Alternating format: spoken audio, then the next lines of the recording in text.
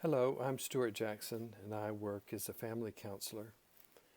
And I've been doing a series of these video chats because I was motivated by a family member and also by the courageous stories of the people with whom I'm privileged to work.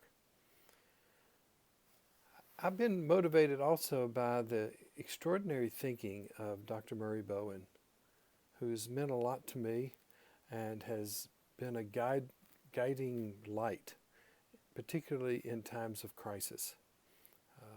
And so his thinking is a little different because he discovered something that was right in front of us, but he was the first really to see it and develop it. Maybe the most important thing is that the family acts as a unit. I've talked about this once as like a mobile, and today I brought my wife's mobile or wind chime, I guess, just to kind of illustrate it.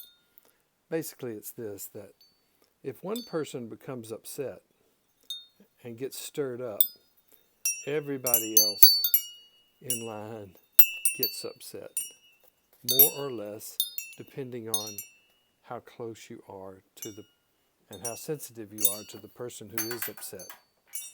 It's a little object lesson there, but you get the point. We all are affected by each other, particularly in our families, but we are not all affected equally. Looking at this pandemic and in the human family, we vary in how it has affected us. For me and for many of my family and friends, how we are affected kind of falls into the category of a real, just an inconvenience. There are things that we don't want to do, we don't like to do, that we now have to do. We miss each other, we miss holding and touching and hugging, but we're just inconvenienced. But for others, this is a catastrophe. And it has affected lives and fortunes and livelihoods. And for them, this is a devastating event.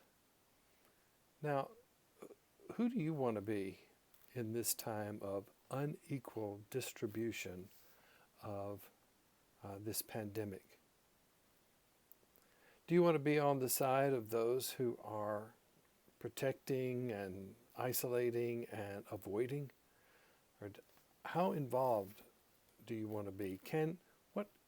How much can you participate in the alleviation and the care for others? Each of us has to decide that. And as one of my daughters says, none of us can do everything, but all of us can do something.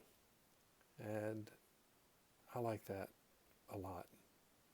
One of the things that we're all experiencing during this is a profound sense of loss. We have lost people, family members, we've lost jobs, we've lost income, we've lost livelihoods, we've lost things like graduations and ceremonies and events that we were really looking forward to. And like I was showing in that mobile, none of us are experiencing the loss equally.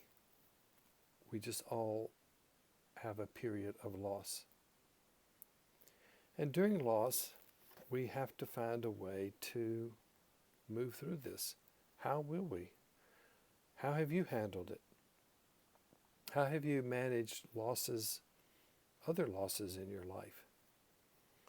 What has helped?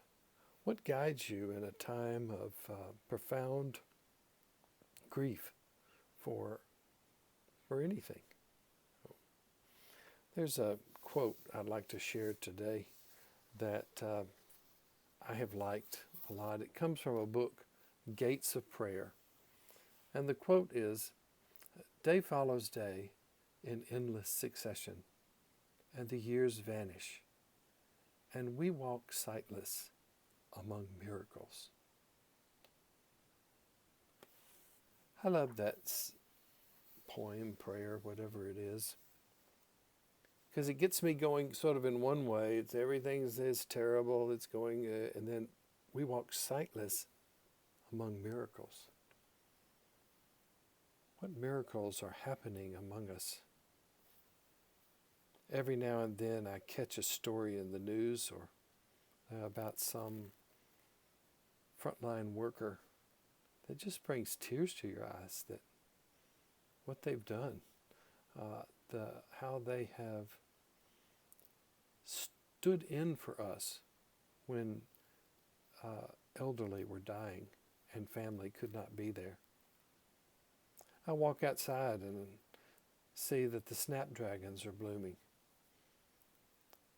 I enjoy showing little children by video how a snapdragon opens up and opens its little mouth if you press it right.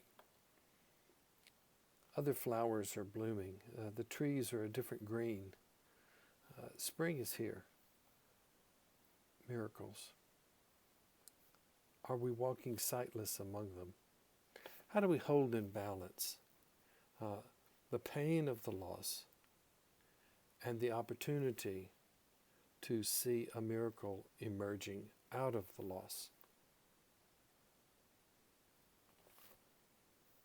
I hope you walk slowly during your time, that you take the time to be aware of what's happening around you, the people around you, and know that you and your life are miraculous.